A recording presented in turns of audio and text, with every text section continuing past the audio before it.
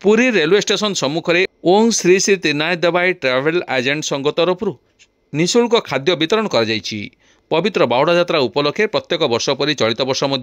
श्री श्री त्रिनाथ देवाय ट्रावेल संघ तरफ श्रीजीऊ पवित्र बाहुड़ा यात्रा अवसर में संगठन पक्षर प्राय 10,000 श्रद्धालु निमंते पुरी रेलवे स्टेशन सम्मुख में रंधा खाद्य वितरण कर संघर सभापति गोपबंधु प्रधान, संपादक कानुचरण दलाई, उपसभापति एस जयराम रेड्डी, सह संपादक संतोष प्रधान, कोषाध्यक्ष प्रकाश कुमार प्रधान एवं उपस्थित थिबा कमिटी सदस्य दिवाकर प्रधान, प्रशांत नायक, एस बाबू रेड्डी, डी रामणा रेड्डी, रमेश चंद्र गच्छायत,